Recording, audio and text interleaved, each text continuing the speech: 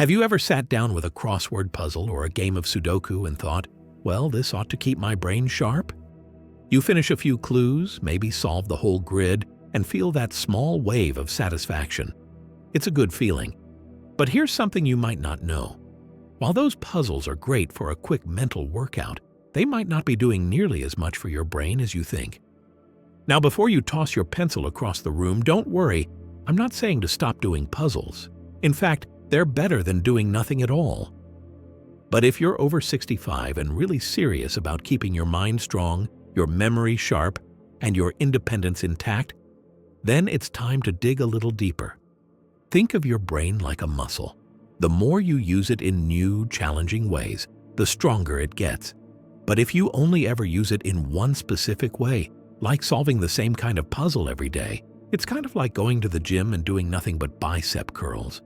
Sure, your arms might get stronger, but what about your legs? What about your core? You're training one small part and leaving the rest untouched. The same goes for your brain. Crosswords and Sudoku tend to activate the same regions over and over again, mostly your recall and logic centers.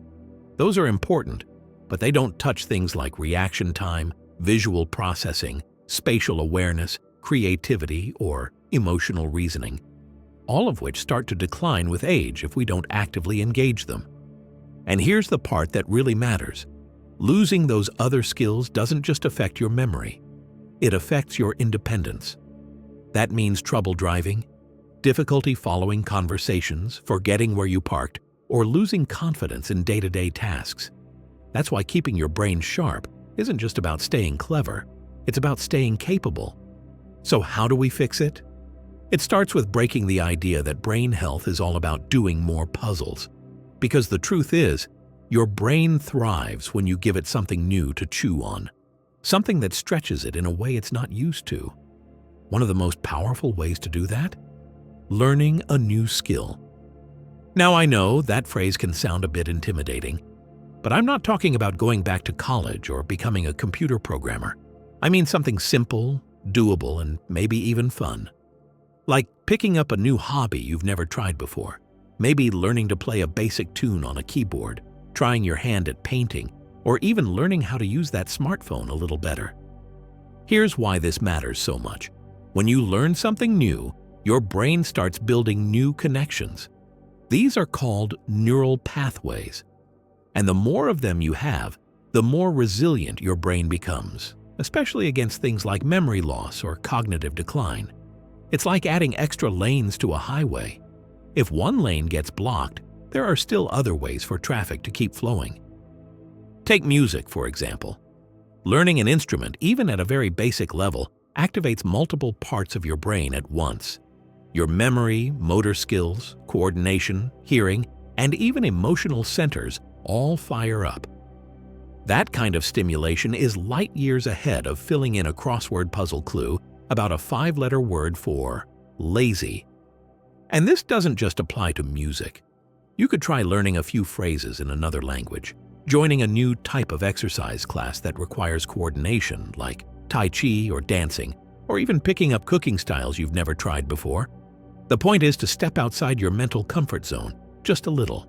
That's where real growth happens. Let me tell you a quick story. My friend Carol is 72. For years, she did Sudoku every morning with her coffee. She was sharp, witty, and never missed a beat. But one day, she realized she was having trouble remembering names during her weekly book club. She wasn't forgetting words, but her processing speed, how fast she connected thoughts, had slowed down. So what did she do? She signed up for a beginner's art class. She'd never painted in her life, said she could barely draw a stick figure.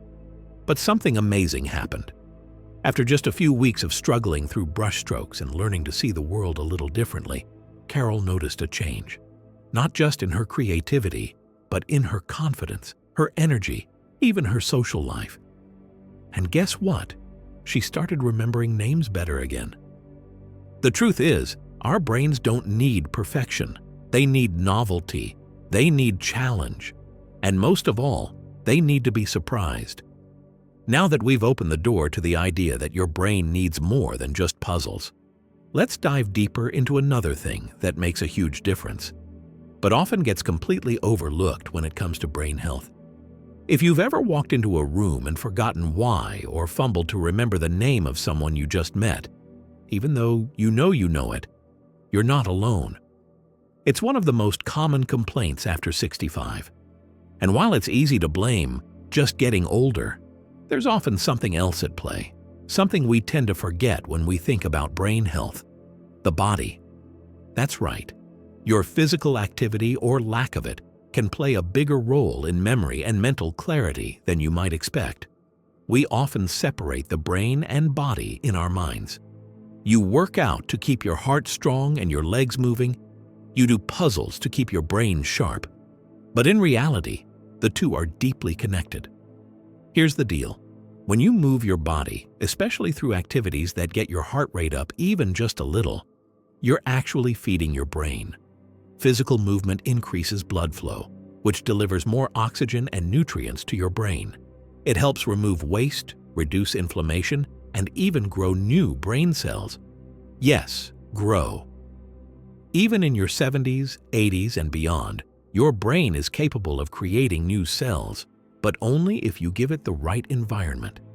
This is why seniors who stay physically active tend to perform better on memory and attention tests. It's not just because they're in shape, it's because their brains are being nourished by regular movement. And don't worry, this doesn't mean you need to run marathons. Gentle activities like walking, stretching, swimming, or light dancing all help. Even just standing up and moving around the house more frequently during the day can make a noticeable difference. The key is consistency, not intensity. And here's where things get even more interesting. When you combine movement with mental engagement, your brain gets an even bigger boost. For example, learning a simple dance routine, following a new yoga flow, or trying a light martial art like Tai Chi involves memory, coordination, balance, and focus, all at once. This is the kind of stimulation your brain thrives on. Let's say you've been doing crosswords for years. Great. But if your body has been mostly inactive, your brain is missing a critical part of the puzzle. Adding even 10 to 15 minutes of gentle movement each day can help those crossword puzzle efforts actually stick, because you're giving your brain the physical support it needs to hold on to that information. And speaking of holding on to things, let's talk about something that affects how well your brain processes and stores memories: your social life. Now, this might sound unrelated at first, but stay with me. Human beings are social creatures. Our brains were wired to connect, to communicate, to be around others. And when we isolate ourselves, whether it's by choice or circumstance, it actually shrinks the parts of the brain responsible for memory and decision-making. Studies show that seniors who remain socially active have a significantly lower risk of developing dementia and cognitive decline. Why? Because conversation is one of the most complex activities your brain can do. It involves listening, thinking, reacting, remembering details, interpreting tone, and even reading body language, all in real time. That's more mentally demanding than any crossword you'll ever solve. But here's the catch. Many people over 65 start to pull back from social activities. Maybe their friends have moved away. Maybe they don't like driving at night. Or maybe they just don't feel like they have anything new to contribute. But whatever the reason, that shrinking social circle can quietly take a toll on your mental sharpness. The good news? It doesn't take a huge group or constant outings to make a difference. Even regular, meaningful conversation with one or two people, whether it's a neighbor, a family member, or someone you meet in a community class, can help keep your brain engaged in a dynamic way. And thanks to technology, staying connected has never been easier. You don't need to be a tech wizard. Learning to use video calls or joining a local group online can keep you active socially, even from home. Remember what we said about learning new things. Learning how to use a new app or platform is mental exercise. You're checking two boxes at once. So now we've looked at two major ingredients your brain needs: physical activity to stay nourished and responsive, and social engagement to keep it flexible and sharp. But there's still one more key piece of the puzzle. Something that affects your ability to think clearly, remember important details, and stay emotionally balanced. And it's something most people don't even realize is holding them back. Let's talk about something that doesn't get nearly enough attention when it comes to brain health: sleep. Not just how many hours you're in bed, but the quality of the sleep you're getting. Because here's the truth: without deep restorative sleep, your brain can't clean itself, recharge, or store new information properly. You know those days when you wake up feeling groggy and forgetful? Like your thoughts are stuck in slow motion and you can't quite focus? That's not just getting older. That's a tired brain, waving a big red flag. During deep sleep, your brain goes to work. It literally cleans out toxins, consolidates memories, and repairs itself. If you're waking up a lot at night, tossing and turning, or going to bed too late, your brain never gets to do its job.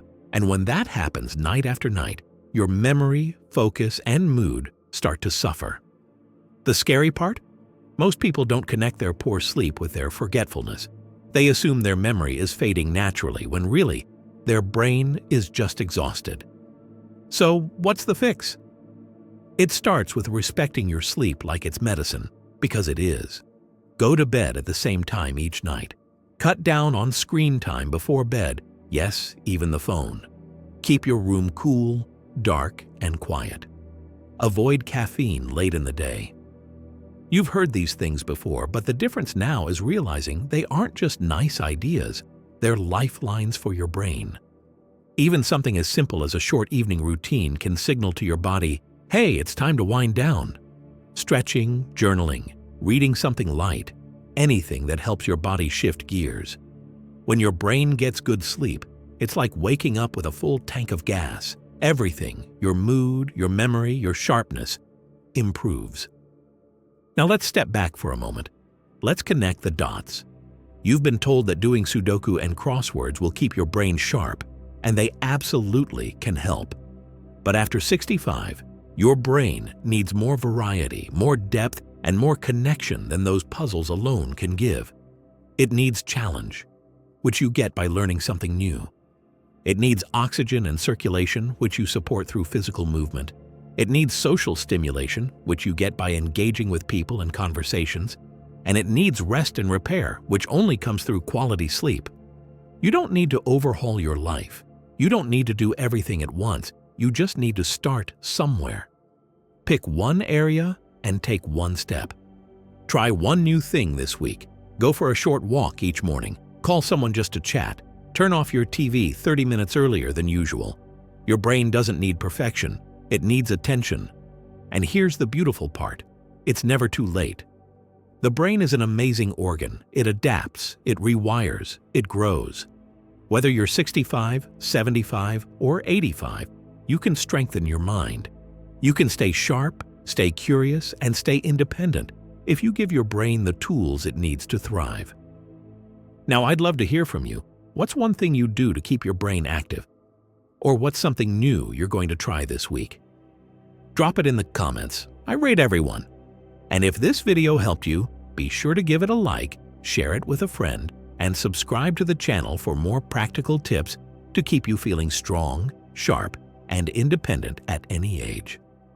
Remember, your brain isn't old. It's just waiting for something new.